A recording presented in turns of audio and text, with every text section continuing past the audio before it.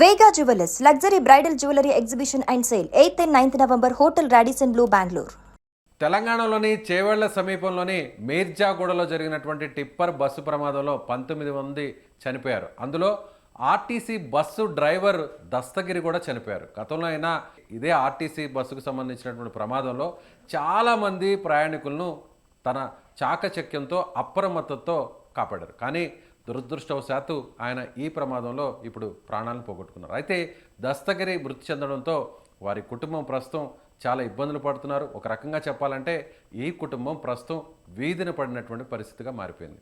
ప్రస్తుతం ఈ విషయం గురించి మాట్లాడడానికి, వాళ్ళ కష్టాల గురించి చెప్పడానికి, అలాగే దస్తగిరి ఏం చెప్పి ఇంట్లో నుంచి బయలుదేరాడు, ఇప్పుడు ఆయన మృతితో ఆ కుటుంబం పరిస్థితి ఎలా మారిందో దస్తగిరి భార్య పిల్లలతో మాట్లాడే ప్రయత్నం చేద్దాం. మా నమస్తే అమ్మా. నమస్తే సార్. మా దస్తగిరి ఎప్పుడు బయలుదేరాడు ఇంటి నుంచి? సో ఈ విషయం మీకు ఎప్పుడు తెలిసింది? 4 గంటలకు బయలుదేరింది సార్ ఇంటి నుండి. 4 గంటలకు బయలుదేరాడు. ఇప్పుడు ఇంటికి ఆర్టీసీ డిపోకి ఎంత దూరం ఉందమ్మా? మీరు ఎక్కడుంటారు? 7 కిలోమీటర్ ఉంటుంది సార్. ఓకే. సో మీకు ఎప్పుడు తెలిసిందమ్మా ఈ విషయం, ఇలా ప్రమాదం జరిగింది అని, మీ వారు చనిపోయారని ఎలా తెలిసింది? ఎవరు చెప్పారు? వాళ్ళ దోస్తు ఉండే సార్, వాళ్ళ దోస్తు చెప్పిన ఇంటికి వచ్చేసి చెప్పింది సార్, అప్పుడు తెలిసింది సార్ మాకు. ఆయన చాలా జాగ్రత్తగా ఉండేవాడా డ్రైవింగ్లో? ఎప్పుడు అలర్ట్గా ఉండేవాడా? గతంలో కూడా వికారాబాద్లో ఒక ప్రమాదం జరిగింది. అప్పుడు ఆ టైంలో ఈయన అప్రమత్తతోనే పెద్ద ప్రమాదం తప్పింది అని అంటున్నారు. అవును సార్. ఏం చెప్పాడు ఆ సమయంలో? అంటే అప్పుడు అదృష్టంతో ఆయన బయటపడ్డాడు, ఇప్పుడు చనిపోయారు. అప్పుడు ఏం చెప్పాడమ్మా ఆ ప్రమాదం గురించి?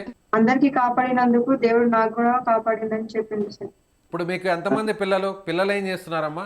చదువుతున్నారా పిల్లలు? చదువుతున్నారు సార్. ఒక అబ్బాయి హాస్టల్ ఉంటాడు, ఒక అబ్బాయి ఊళ్ళోనే ఉంటాడు సార్. ఓకే. ఇప్పుడు మీతో పాటు మీ పక్కనున్న వాళ్ళు ఆ పిల్లలు, ఇద్దరు పిల్లలా? మీ పిల్లలేనా?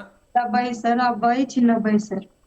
ఇప్పుడు మీ భర్త చనిపోయాడు కదా దస్తగిరి, ఏదన్నా ప్రభుత్వం నుంచి కానీ ఆర్టీసీ నుంచి కానీ ఏదన్నా సహాయం లాంటిది ఏమన్నా హామీ ఇచ్చారా? సో కాంట్రాక్ట్ బేస్లో ఉన్నటువంటి డ్రైవరా లేదంటే రెగ్యులర్ ఎంప్లాయా ఆర్టీసీ డిపార్ట్మెంట్లో? Contract driver sir. ఎన్ని సంవత్సరాల నుంచి ఉన్నాడమ్మా ఆర్టీసీ డ్రైవర్గా? ఎన్ని సంవత్సరాల నుంచి పనిచేస్తున్నాడు? 5 సంవత్సరాలు అవుతుంది సార్. ఓకే. నెలకి ఎంత జీతం ఉండేది? కాంట్రాక్ట్ బేస్లో పనిచేస్తున్నాడు కదా, ఎంత జీతం వస్తుంది? 10,000 ఇస్తుంది సార్. 10,000. ఏ టైం నుంచి ఏ టైం? రోజు వెళ్ళేవారా డ్యూటీకి? రోజు అంటే ఇద్దరు డ్రైవర్లు ఉంటుంది సార్. ఉండడానికి ఇల్లు లేదు సార్. పిల్లలకు చదివించుకోవడానికి ఏం లేదు సార్. ఏం లేదు సార్. ఇప్పుడు మీరు అద్దె ఇంట్లో ఉంటున్నారా? అద్దెంట్లోనే ఉంటున్నాం సార్. ఇప్పుడు 10,000 రూపాయలు జీతం వస్తుంది అంటున్నారు. కానీ ఇప్పుడు కేవలం ఆ 10,000 రూపాయలు ప్రభుత్వం ఇచ్చేటువంటి ఆ ఎక్స్గ్రేషియా తప్పితే వేరే ఏదన్నా పిల్లల చదువుకు సంబంధించి ఏమన్నా హామీ లాంటిది ఏమైనా వచ్చిందా? రాలేదు సార్. ఎవరేం హామీ ఇవ్వలేదు? డిపార్ట్మెంట్ నుంచి కూడా ఎలాంటి హామీ లేదు? లేదు సార్. ఇప్పుడు ఏంది మీ పరిస్థితి ఏంటమ్మా మరి? ఇప్పుడు ఒకసారిగా మీ భర్త చనిపోయాడు, సో ఎదురుగా వస్తున్నటువంటి ఆ టిప్పరు ఢీ కొట్టడం వల్లే ఈ ప్రమాదం జరిగింది అంటున్నారు.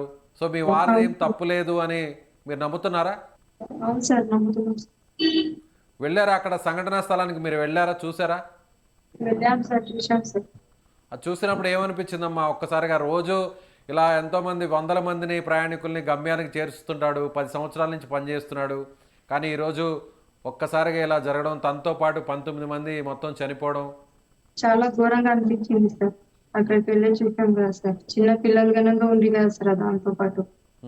ఇలా జరుగుద్దని ఏమన్నా ఎప్పుడన్నా ఊహించారా? ఇలాంటి సడన్ గా ప్రమాదం జరుగుతుంది, మీ భర్త మీ నుంచి దూరం అవుతారని కానీ? ఇట్లా అనుకోలేను సార్, ఇట్లా జరుగుతుందని ఊహించుకోలేను సార్. నేను మంచిగా వస్తారని అనుకున్నాను సార్, ఇలా జరుగుతుందని అనుకోలేదు సార్. సో అందరితో బాగుండేవాళ్ళ, మంచిగా ఉండేవాళ్ళ దస్తగిరి?